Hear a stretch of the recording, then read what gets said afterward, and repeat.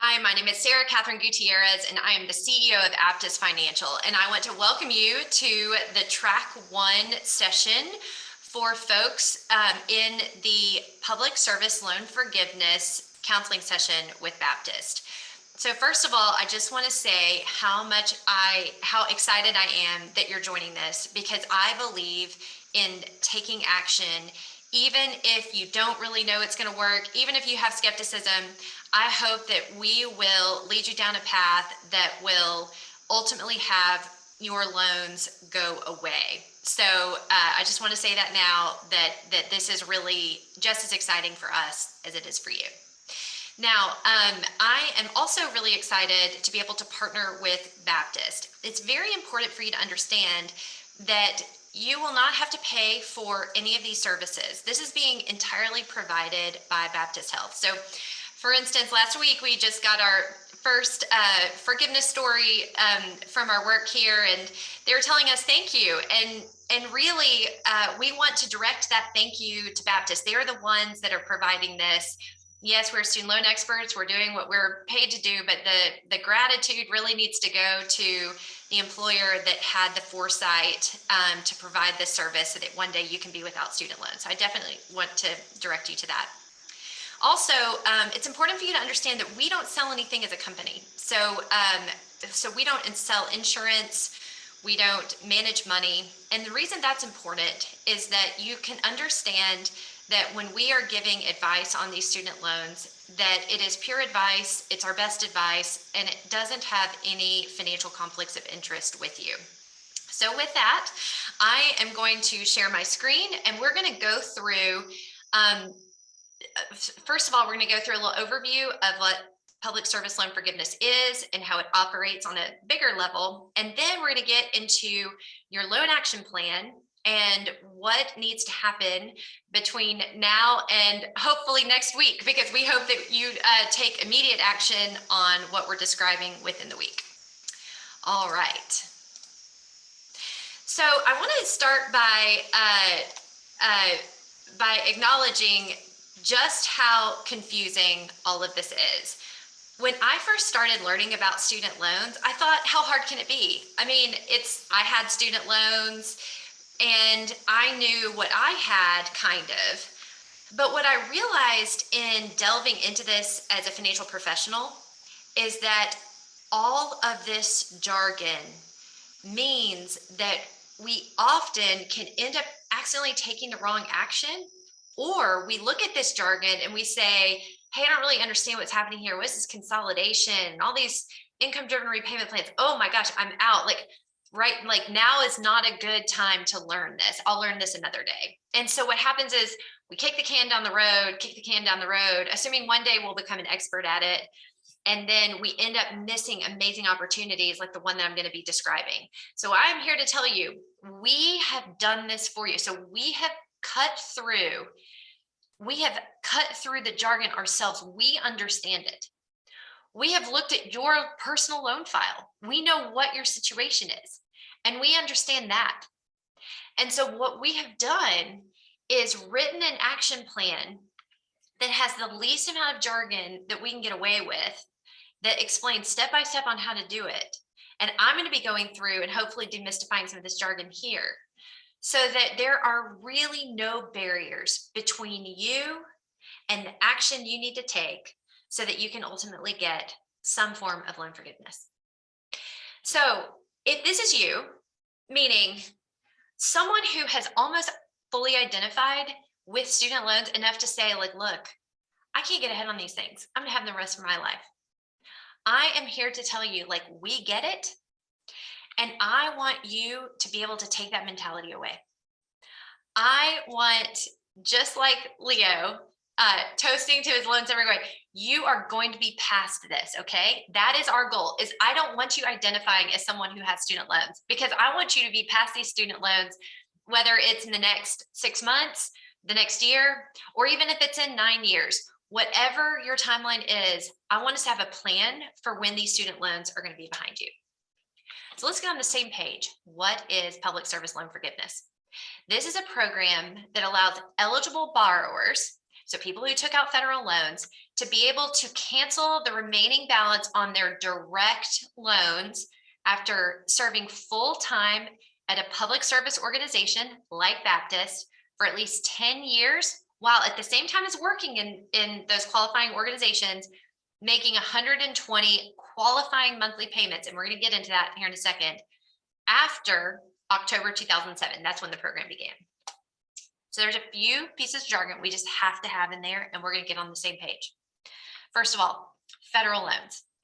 These are qualified direct loans that you need to have for public service loan forgiveness. So when we're talking about the kinds of loans that are eligible for PSLF, it is federal loans, namely direct loans. Now, where the loans are held is a little different. So it could be Fed Loan Servicing, MOHELA, Nelnet, Great Lakes. It could be any of those. But when we are talking about the qualified kind of loan, we're talking about the loan itself, not who is not what company is servicing it. When we are talking about private loans, these are loans that have either been refinanced, where you, not consolidation, but when you refinance your loans out of the federal government into a private loan with a bank or something like that, those are not eligible for PSLF. Or when you took out loans, if you took out a bunch of federal loans and then in addition had to take out some private loans, those are not also eligible for PSLF. So I want to be on the same page that private loans do not count here. When we talk about repayment plans, the jargon matters.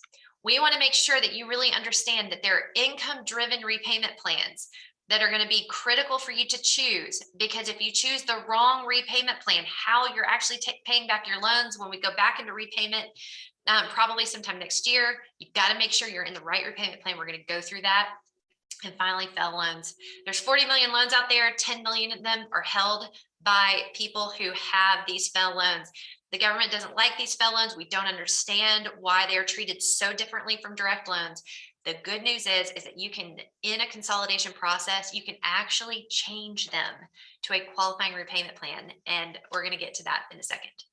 So these are the three things you got to make sure are correct when you're going for PSLF, okay?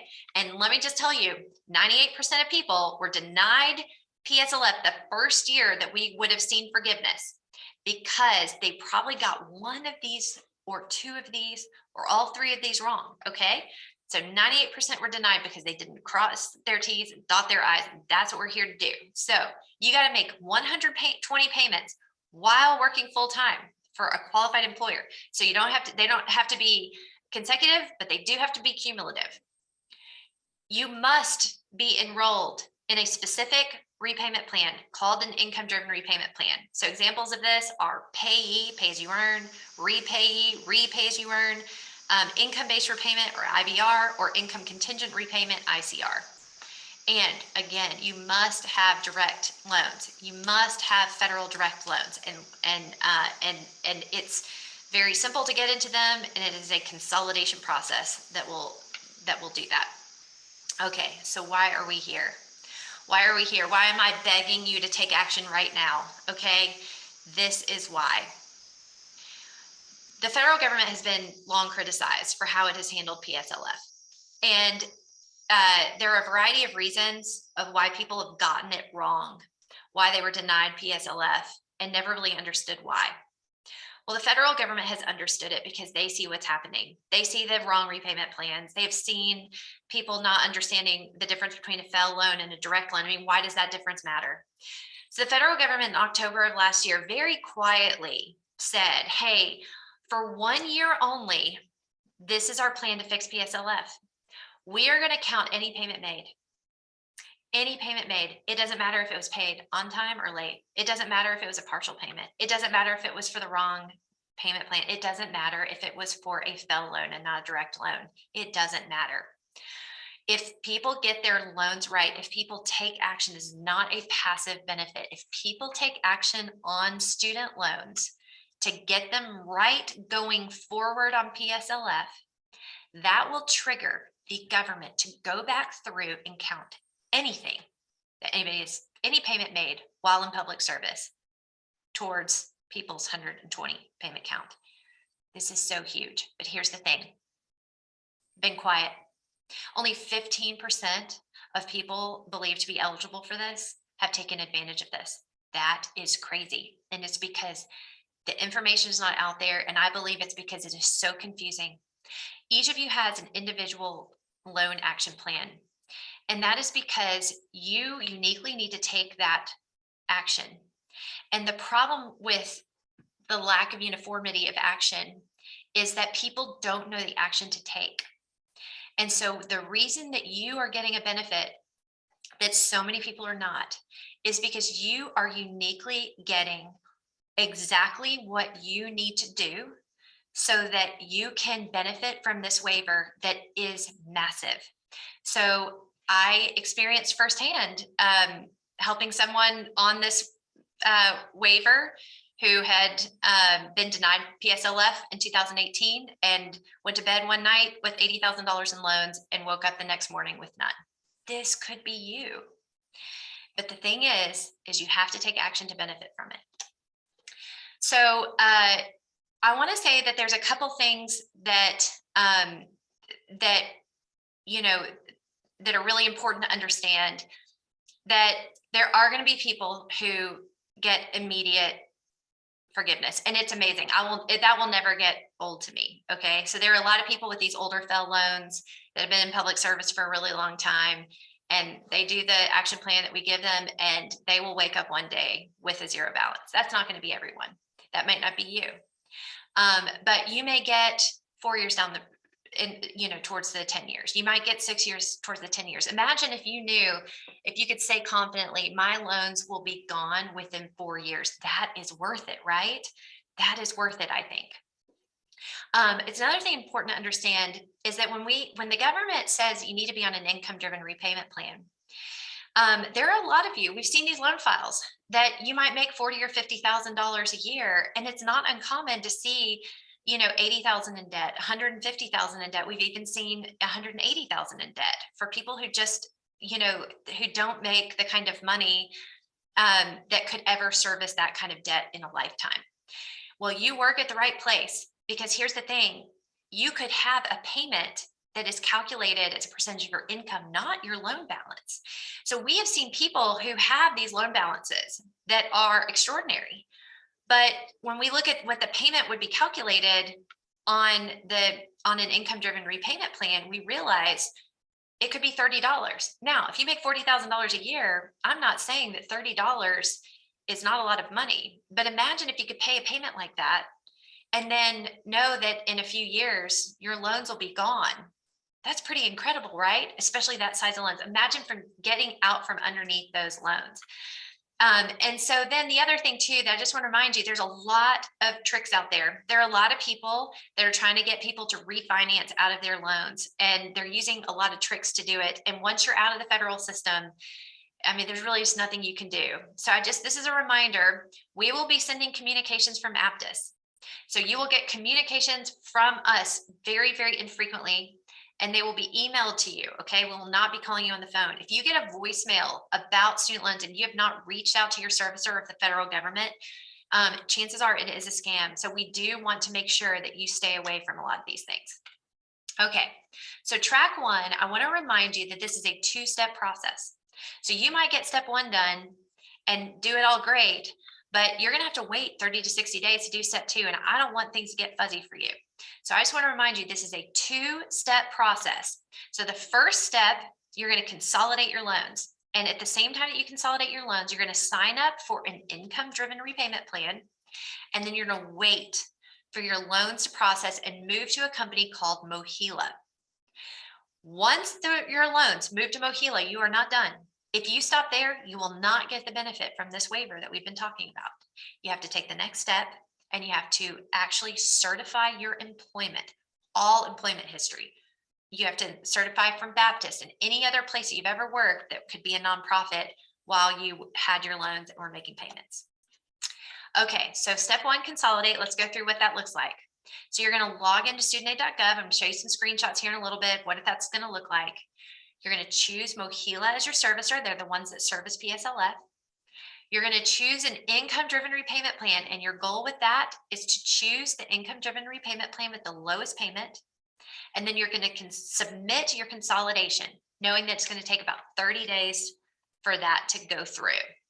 And we want you to keep us posted on this. Once you hit send on that consolidation, send us an email. See, we want to make sure that people are taking action.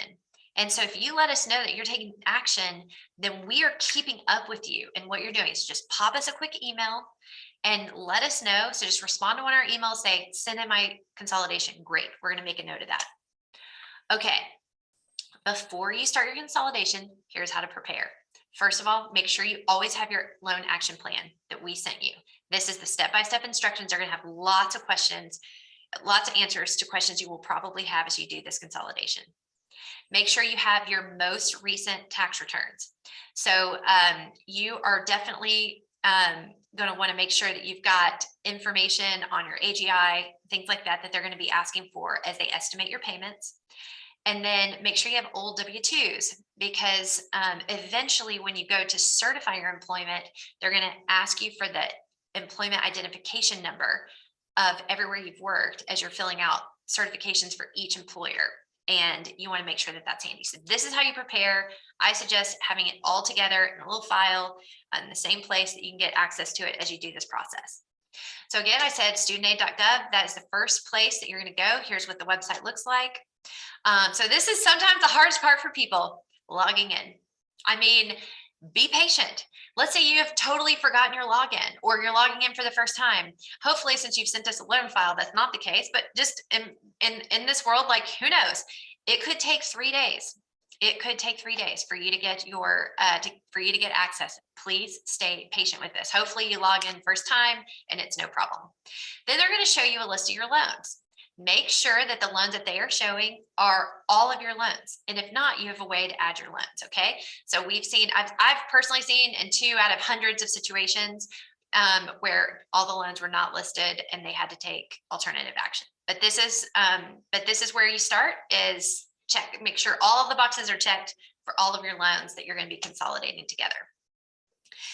So then they're going to be asking you to choose an income-driven repayment plan. But to do that, they're going to start by asking you some personal questions so they can help you estimate what your payment would be. Because remember, your goal with an income-driven repayment plan is to pay the least amount possible, because the less you pay, the more gets forgiven on the other end. So here's what's crazy, is when you pull this slider over because you say, hey, I want PSLF eligible repayment plans, they are actually going to show you repayment plans that are not eligible for PSLF. It is amazing. So here are the ones, we have them right here screenshot.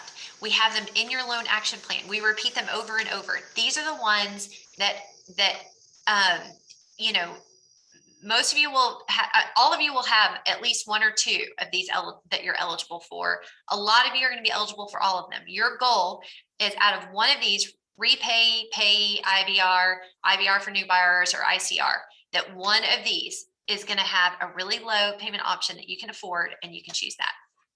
Now, right now, you choose it and you don't go into repayment. So if you have a FFEL loan you're paying right now, it's actually going to turn your payments off, because until we get out of the COVID forbearance, we are not actually you're not actually going to have to pay those payments. So just know that that's going to be the payment that you'll likely be making when we come out of the COVID forbearance.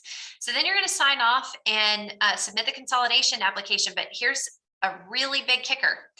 Your spouse is going to have to sign off on this plan, because even if they don't have student loans, they're going to have to set up this FSA user ID, because they're having to acknowledge that you're agreeing to pay on your student loans as a percentage of your income, these income-driven repayment plans. So just be prepared. Again, that's something that could take 1 day, 2 days, 3 days as they verify your spouse's signature. So again, be diligent, be patient. Okay, MOHELA is going to be your servicer for PSLF. Now, AidVantage also acts on behalf of MOHELA. So if you say, I'm going to MOHELA, but then you start hearing from AidVantage, totally normal. That's okay. Just wanted, I got real upset about that a few weeks ago, not realizing that AidVantage was kind of chipping in to help out MOHELA. So definitely be prepared that you're going to get communication from both on this. But this is where you pick your servicer, and then you wait. You wait, you wait, you wait. Then step 2 kicks in. Again, this will not happen. If you do not complete step 2, it's like it's not all for naught, but it's really important. So step 2 is where you tell the federal government you work in public service. You might think that the government already knows that because they get your tax returns, but indeed they kind of pretend like they don't know that. So what you have to do is fill out what this form looks like. So it's ultimately going to look like this. You're going to get an actual copy of the certification for you to fill out. But this is what it looks like. Now, we want you to fill out the first page. Baptist is going to fill out the second page. But for other employers, it's going to work a little bit different because, and we've got these instructions in your loan action plans, because you're actually going to follow a tutorial that the government has on the federal student aid website at studentaid.gov. And they're going to take you step by step to essentially fill out the same things, but one at a time that you're putting in this form here. And they're going to spit this form out for you. And then you're going to send it to your other employers, have them sign, send it back to you, and then you're going to send it in. But I want to just make sure that you're very clear on the things that you're going to need to be able to answer when you're filling out this form. So you can see pretty normal identification information here. Section 2 always throws people off. I'm going to tell you how to sign in, how to check the box. So if you have like 2 or 3 years and that you've been working public service and had student loans, check box number 1. If you've been working in public service for more than a decade, check box number 2. And you've had student loans that whole time, check box number 2. That could maybe push things a little bit faster for you. So then here's the important thing. So you submit this form. This is your form to submit. So let's say you go to Baptist payroll where you're going to email this form. They're going to fill out their portion and send it back to you. They're going to put a wet signature on this. They know what to do at Baptist, okay? So they're going to do this correctly, send it back to you, and then you will upload it to MOHELA. This is the best way to submit, is to upload it to MOHELA. Just on the ground knowledge from people who have been doing, thousands and thousands of people are doing it for you. The best luck, it seems to be in the upload option. So you can see here on section 7 of that form, how to send it, where to upload the document. Okay. Now, when you do the PSLF form with your older employers, remember, you're going to follow the instructions that we have in your loan action plan for how to fill out those certifications using the PSLF help tool. You'll hit login and start, and you'll go step by step. And again, you're going to have those old W-2s so that you can have their EIN numbers to fill out. And then that's pretty much the only stumbling block for you to be able to complete those. So a few things I want you to stay calm about. It's all okay. The consolidation process does take about 30 days.